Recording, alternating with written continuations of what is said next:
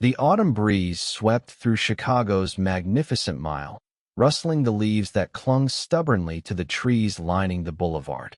The air carried a crisp edge, mingling with the hum of taxis and the chatter of shoppers who darted between high-end stores.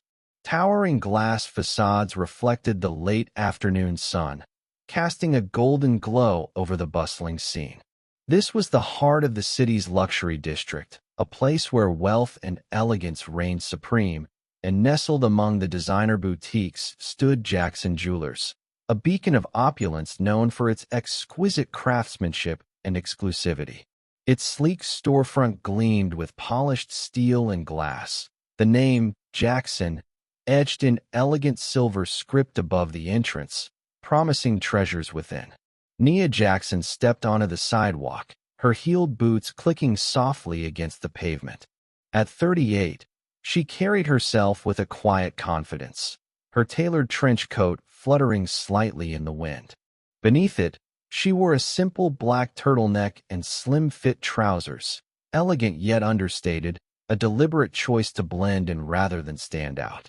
Her dark hair was swept into a low bun, and a pair of oversized sunglasses rested atop her head, framing her warm brown eyes that sparkled with anticipation. Today wasn't just a shopping trip. It was a rare chance to step into her husband's world as an ordinary customer, free from the weight of her usual title. Darius Jackson, her husband of 10 years, had built Jackson Jewelers from a single workshop into a luxury empire, and while Nia often joined him for grand openings or galas, she rarely visited the flagship store alone. Pushing open the heavy glass door, Nia was greeted by the soft chime of a bell and the faint scent of lavender diffuser wafting through the air. The interior was a study in sophistication, walls lined with velvet display cases, each showcasing necklaces, rings, and earrings that glittered under carefully angled lights. Crystal chandeliers hung from the ceiling, casting a warm shimmer across the marble floor. Nia paused, taking it all in, a small smile tugging at her lips. She'd seen these pieces before. Darius often brought sketches home, eager for her input, but experiencing the store as a stranger felt different, almost thrilling. Today, she wasn't Mrs. Jackson, the owner's wife. She was just Nia, a woman in search of the perfect necklace for an upcoming charity event. That anonymity, she thought, was a luxury all its own. Her gaze drifted to a nearby case, where a sapphire necklace caught the light, its deep blue stones beckoning her closer. This was why she'd come, to find something that spoke to her, something she could claim as her own. As she stepped forward, the hum of the city faded behind her, replaced by the quiet elegance of Jackson Jewelers, a world she knew intimately yet felt eager to rediscover. The interior of Jackson Jewelers enveloped Nia like a warm embrace, its ambience a perfect blend of luxury and serenity.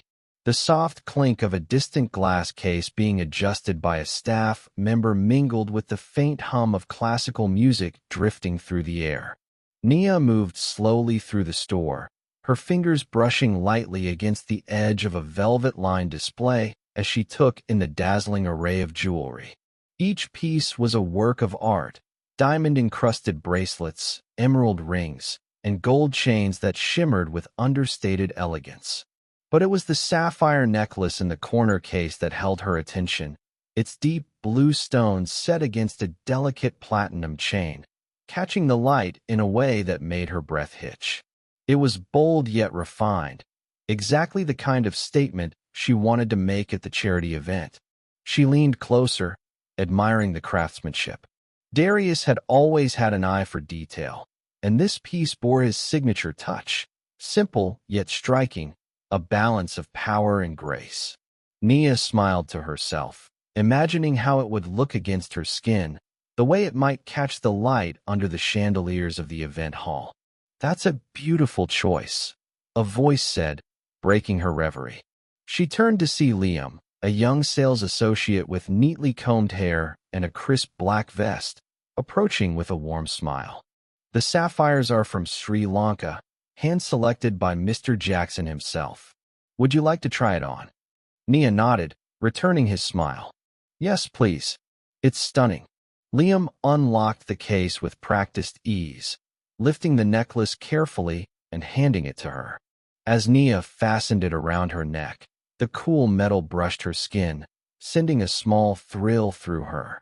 She adjusted it, feeling its weight settle comfortably, and glanced toward a nearby mirror. But as she moved, she caught another pair of eyes watching her, not Liam's, but those of a woman standing near the diamond rings. Margaret Voss, clad in a fur-trimmed coat and dripping with pearls, narrowed her gaze at Nia. Her lips pursed into a thin line, and her posture stiffened as if Nia's presence offended her very existence. Margaret was a regular at Jackson Jewelers, a self-proclaimed connoisseur of fine things, and she relished the exclusivity the store offered. To her, Nia was an anomaly, an intruder in a space meant for people like her. Nia didn't notice the full weight of Margaret's stare at first, too caught up in the necklace's beauty. She tilted her head, watching the sapphires glint, and felt a surge of satisfaction. This was it, the piece she'd been searching for.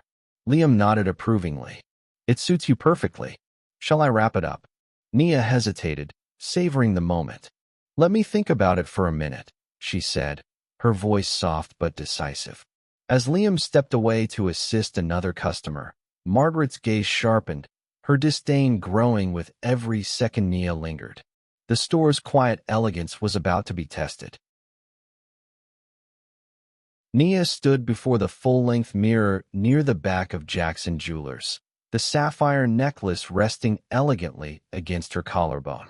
The deep blue stones caught the soft glow of the overhead lights, accentuating the rich brown of her skin and the sleek lines of her black turtleneck. She turned slightly, admiring how the piece moved with her, its understated brilliance making her feel both powerful and poised. For a moment, she was lost in the reflection, not just of the jewelry, but of herself, a woman who knew her worth even when she chose to hide it. The charity event would be a chance to shine, and this necklace felt like an extension of her spirit. A small, satisfied smile curved her lips as she reached up to touch the stones. Her moment of quiet joy was interrupted by the sharp click of heels against the marble floor. Margaret Voss approached, her fur-trimmed coat swishing with each deliberate step, her expression a mask of feigned politeness overlaying unmistakable contempt. "That's quite a necklace," she said, her voice smooth but edged with something bitter. Nia turned, meeting Margaret's gaze, and offered a polite nod. "Thank you. I think it's lovely." Margaret's eyes flicked over Nia, from the necklace to her simple yet chic outfit, and her smile tightened. "Lovely, yes, but ambitious. Pieces like that aren't exactly accessible. Are you sure you're in the right place?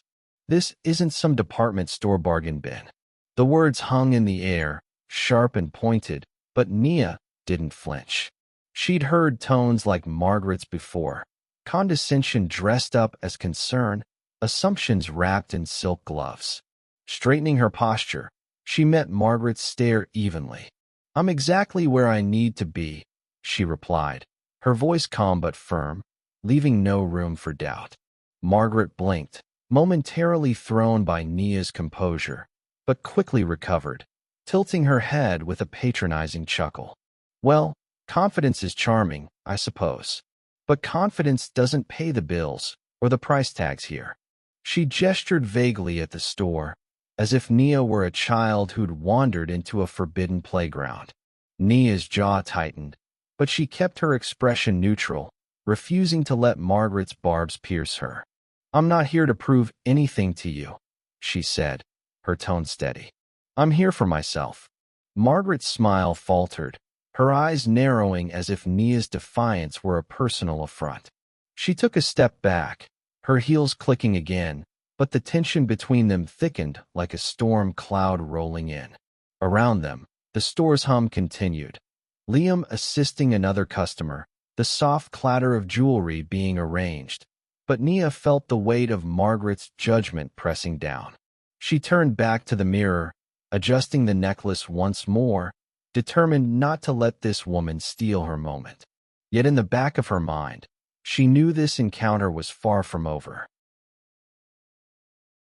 The air in Jackson Jewelers grew heavier as Nia stood at the counter, the sapphire necklace now resting in its velvet box beside her. She tapped her fingers lightly against the glass surface, waiting for Liam to return with the paperwork for her purchase. The confrontation with Margaret lingered in her thoughts, but she pushed it aside, focusing instead on the excitement of claiming the piece she'd chosen. The store's elegance, its polished marble, glittering displays, and hushed murmurs, still held her in its spell. She wasn't here to fight battles. She was here to enjoy a rare afternoon of indulgence. But as she glanced up, she saw Margaret striding toward Liam, her fur coat billowing like a war banner, her voice cutting through the quiet. "Excuse me," Margaret called, loud enough for nearby customers to turn their heads. "I need to speak with you about her." She tilted her chin toward Nia, her lips curling into a sneer. Liam, caught mid-step with a clipboard in hand, hesitated, his friendly demeanor faltering. "Yes, Mrs. Voss. Is something wrong?" Margaret folded her arms, her pearls clinking softly. "I've been watching her," she said, her tone dripping with accusation. "She's been hovering around that necklace like she's planning something. I wouldn't be surprised if she slipped something into her purse when no one was looking." A ripple of unease spread through the store, a few customers exchanging glances, their curiosity piqued. Nia's breath caught, her fingers stilling on the counter. She turned slowly, meeting Margaret's smug gaze, disbelief warring with the heat rising in her chest. Liam's face paled, his eyes darting between the two women. "Mrs. Voss, I'm sure there's no," he began, but Margaret cut him off with a wave of her hand. "Don't be naive, Liam. I know her type. Check her purse. For the store's sake." Liam swallowed, clearly uncomfortable, and approached Nia with an apologetic look. "Ma'am," he said quietly, "I'm so sorry, but could I please check your purse? It's just protocol when there's a concern." The humiliation stung, sharp and sudden, but Nia forced herself to stay calm.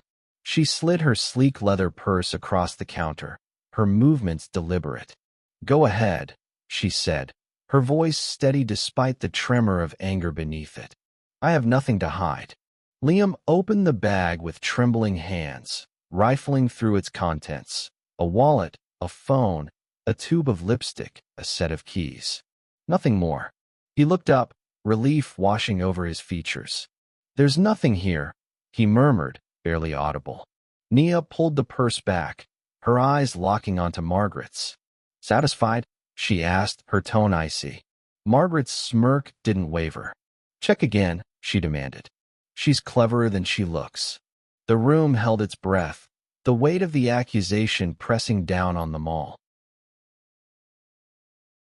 The tension in Jackson Jewelers thickened, a palpable current running through the marble-floored space as Nia stood at the counter, her purse still clutched in her hands.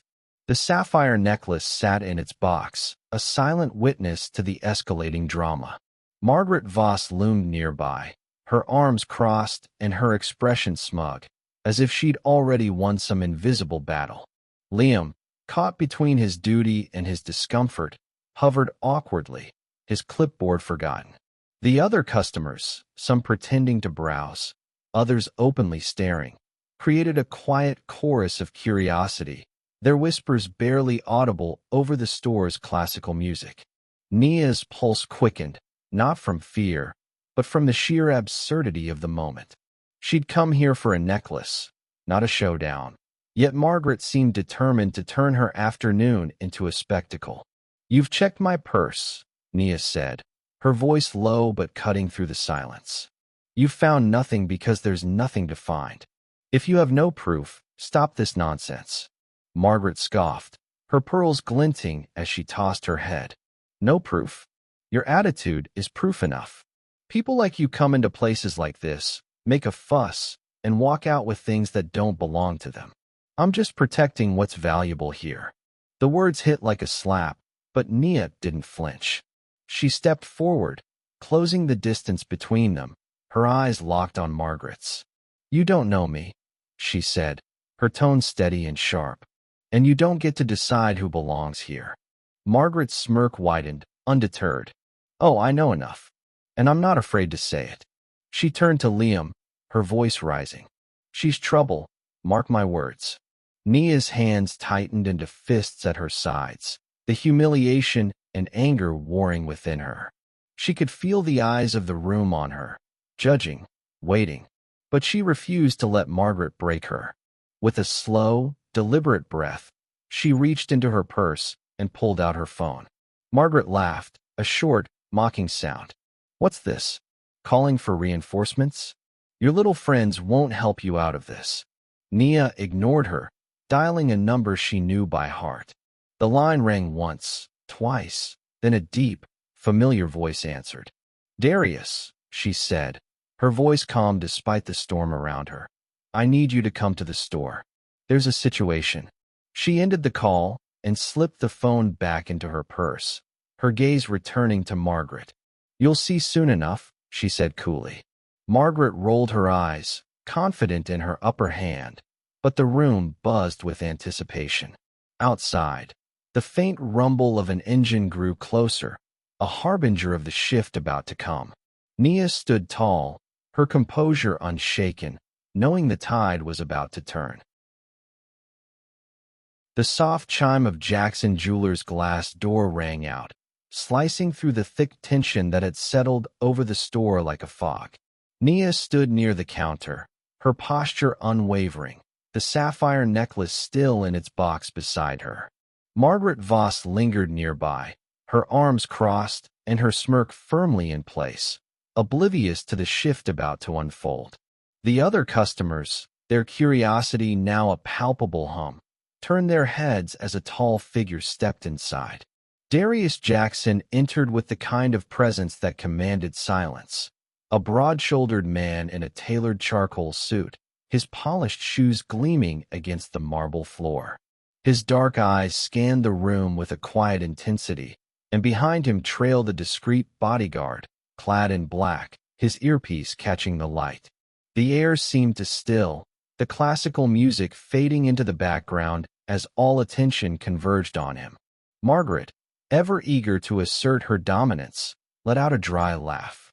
Well, she said, her voice loud enough to carry. "Here to defend your little troublemaker, I see." She turned to a nearby customer, as if rallying an audience.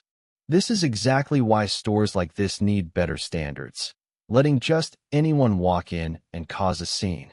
Her words dripped with disdain, but Darius didn't spare her a glance. His gaze locked onto Nia, who stood with her chin raised, a flicker of relief passing through her eyes. He crossed the room in long, deliberate strides, his expression unreadable, but his presence undeniable. "Nia," he said, his deep voice steady and warm. "Are you all right?" "I'm fine," Nia replied, her tone carrying the weight of the ordeal but softened by his arrival. "Just dealing with some misunderstandings." Darius nodded, then turned to Liam, who stood frozen behind the counter, clipboard clutched to his chest. "What's going on here?" he asked, his voice calm but edged with authority. Liam stammered, his face flushing. "Mr. Jackson, there was an accusation," Mrs. Voss thought. He trailed off, glancing nervously at Margaret, who stepped forward, undaunted. "That's right," Margaret interjected, her chin jutting out. "I caught her acting suspiciously, sneaking around like she didn't belong. I told Liam to check her purse to make sure nothing was stolen." Darius turned to her at last, his eyes narrowing slightly. "You accused my wife of theft?" The words landed like a thunderclap, reverberating through the store. Gasps rippled from the onlookers, and Margaret's smirk vanished, her face paling as the realization hit. "Your wife?" she repeated, her voice faltering. Darius's expression remained stone cold. "Yes, Nia is my wife, and she belongs here more than anyone." The room fell silent, Margaret's bravado crumbling under the weight of her mistake, as the truth turned the tables in an instant. The silence in Jackson Jewelers was deafening, the weight of Darius Jackson's revelation hanging heavy in the air. Margaret Voss stood frozen, her once smug expression replaced by a mix of shock and embarrassment, her pearls suddenly seeming less grand against the flush creeping up her neck. Nia remained near the counter, her composure intact, the sapphire necklace box a quiet symbol of her dignity amidst the chaos. Darius stood tall, his tailored suit and steady gaze commanding the room without effort. The customers, who moments ago had been whispering among themselves, now watched with a mix of awe and discomfort, while Liam, the sales associate, looked like he wished the marble floor would swallow him whole. The bodyguard at the door stood motionless, a silent sentinel amplifying Darius's authority. Darius turned his full attention to Margaret, his voice calm, but cutting like a blade. You accused my wife of stealing, humiliated her in front of everyone. And for what? Because you decided she didn't belong? Margaret opened her mouth, but no coherent words came out, only a weak stammer. I didn't know she was your wife, she managed, her voice trembling. Darius's eyes narrowed, unyielding. That's your excuse? You wouldn't have treated her this way if you'd known who she was. That's not an apology, it's an admission. His words sliced through her defenses, exposing the prejudice at the heart of her actions. Margaret glanced around, seeking support, but found only the judgmental stares of customers who now saw her for what she was. This store, Darius continued, addressing the room now, is built on beauty, craftsmanship, and respect. No one, whether they're my wife or a stranger, should ever feel unwelcome here. You, Mrs. Voss, have disrespected not just Nia, but everything Jackson Jewelers stands for. He paused, letting the weight of his words settle. You're no longer welcome in any of our locations. Margaret's eyes widened, her mouth dropping open. You're banning me? She sputtered, clutching her purse. That's right, Darius said without hesitation. We have no place for those who judge others based on assumptions rather than actions. Margaret's face burned crimson, her usual bravado stripped away. With a huff, she grabbed her coat and stormed toward the exit, her heels clicking furiously against the marble. The door swung shut behind her with a soft chime, sealing her disgrace. Darius turned to the staff and customers, his voice softening but still firm. Let this be a lesson. Our words and actions matter. This store is a sanctuary for everyone, and I expect everyone here to uphold that. A few customers nodded, some clapping quietly, their admiration clear.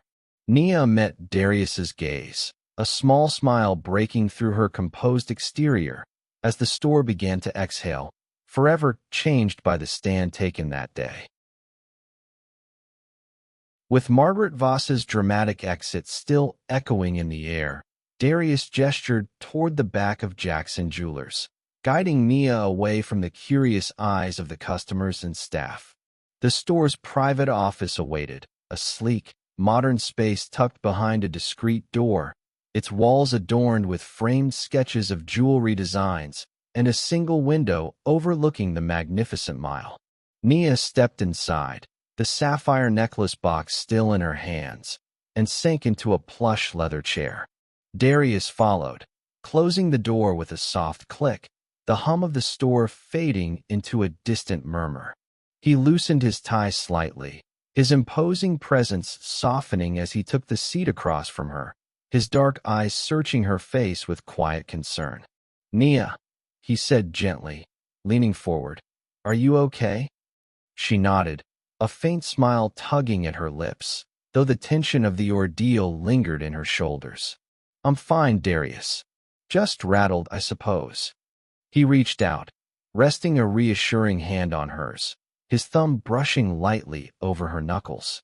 You handled it with more grace than she deserved. I'm proud of you. Nia's smile widened, the warmth of his words easing the sting of Margaret's accusations. I almost didn't call you, she admitted, her voice quieter now. I thought I could deal with it myself. Prove I didn't need rescuing. Darius chuckled, a low, rich sound that filled the small room. You didn't need rescuing, Nia. You were holding your own just fine. I came because no one gets to treat you like that. Not in my store, not anywhere. She met his gaze, the strength of their partnership shining through the exhaustion of the moment. 10 years of marriage had forged a bond that went beyond words. Two people who'd built a life together, weathering storms both personal and professional. Nia squeezed his hand, grateful for the anchor he provided, even when she prided herself on standing tall alone.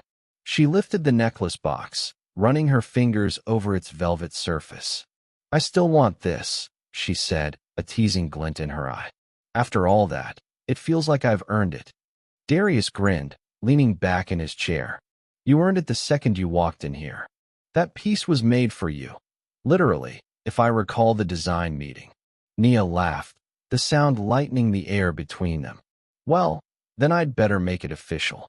She stood, smoothing her trench coat, and Darius rose with her, his hand resting briefly on her shoulder, a silent promise of unwavering support. Together, they stepped back toward the main floor, ready to reclaim the day, the necklace a testament to Nia's resilience and the strength they shared as husband and wife. The atmosphere in Jackson Jewelers began to settle, the sharp edges of the earlier confrontation softening as the store resumed its usual rhythm. Customers returned to browsing, their hushed conversations now tinged with admiration rather than gossip, while the staff moved with a renewed sense of purpose. Nia stood at the counter once more, the sapphire necklace box open before her, its deep blue stones catching the light as Liam processed her purchase with extra care. Darius lingered nearby, his presence a quiet reassurance, his sharp suit a stark contrast to the nervous energy still radiating from the young sales associate. The office conversation had grounded Nia, and now, with the ordeal behind her, she felt a quiet triumph in completing what she'd come to do. Liam looked up from the register, his hands trembling slightly as he handed Nia the receipt. Ma'am, Mrs. Jackson, he corrected himself, his voice soft with apology. I'm so sorry about earlier. I should have handled it better. I should have stopped her from the start. Nia offered him a gentle smile, her earlier frustration tempered by his sincerity. It's all right, Liam. You were caught in a tough spot. Just learn from it. Darius stepped forward, his tone firm but not unkind. She's right. Mistakes happen, but it's how you move forward that counts. Make sure every customer feels valued here. No exceptions. Liam nodded quickly, his cheeks flushing. Yes, sir. I promise it won't happen again. I'll train the team better, too. Nearby, a cluster of staff members hovered near a display case, their whispers carrying the weight of the day's lesson. That was intense, one murmured, adjusting a ring tray. Yeah, but he's right, another replied. This place is about more than jewelry. It's about respect. We can't let that kind of thing slide. The words echoed Darius's earlier address, sinking into the store's culture like roots taking hold. Nia watched them for a moment, her heart swelling with pride, not just for Darius, but for the legacy they'd built together, one that stood for something beyond profit. Before leaving, Darius turned to the remaining customers, his voice carrying across the room. Thank you all for your patience today, he said, his tone warm yet authoritative. I hope you'll remember that this store is for everyone. Kindness and understanding aren't just ideals. They're what keep places like this alive. A few customers clapped softly, their nods signaling agreement. Nia slipped the necklace box into her bag, the cashier's earlier compliment. You looked incredible with it on, ringing in her ears. As she and Darius stepped toward the exit, the store's brilliance felt renewed, not just in its gems, but in the reflection it demanded of everyone within its walls. The late afternoon sun dipped lower over Chicago's Magnificent Mile, casting long shadows across the bustling street as Nia and Darius stepped out of Jackson Jewelers. The crisp autumn air greeted them, a welcome contrast to the charged atmosphere they'd left behind. Darius's sleek black SUV idled at the curb, its tinted windows reflecting the golden light, and the bodyguard held the door open with a subtle nod. Nia slid into the leather seat, the sapphire necklace box resting in her lap, while Darius settled beside her, his presence filling the space with a quiet strength. As the car pulled away, the store's gleaming facade faded into the distance, but the weight of the day lingered, a story etched into Nia's mind. Darius glanced at her, a playful glint in his eyes. "You know," he said, his deep voice laced with humor, "if you're going to keep shopping at my stores, I might need to tag along more often. Seems I'm pretty good at shutting down trouble." Nia laughed, the sound bright and free, washing away the last traces of Margaret's venom. "I think I'll manage just fine. Thank you," she teased, patting his arm. "But I'll keep you on speed dial, just in case." He grinned, leaning back against the seat. "Always got your back, Nia. You know that." She nodded, her smile softening. "Always." Her fingers brushed over the velvet box, and she lifted the lid, gazing at the sapphire necklace nestled within. The stones shimmered even in the dim light of the car, a deep blue that mirrored the resilience she'd summoned that day. It wasn't just a piece of jewelry anymore. It was a symbol, a testament to her strength in the face of prejudice, a reminder that no one could diminish her worth. She thought of Margaret's sneers, the purse check, the moment of humiliation, and how she'd stood tall through it all. Then came Darius, her rock, turning the tide with a single truth. Together, they'd transformed a moment of ugliness into one of triumph. As the SUV glided through the city, Nia made a silent promise to herself. No matter where life took her, whether into the glittering world of Jackson Jewelers or the everyday chaos beyond, she'd carry this day with her. She'd wear the necklace not just for its beauty, but for what it represented, her right to belong, her power to rise above, her unshakable dignity. The store's lesson in fairness and respect would echo, but for Nia, it was personal. She closed the box, resting it gently in her lap, and leaned her head against the window, the sapphire promise glowing within her as the windy city rolled by.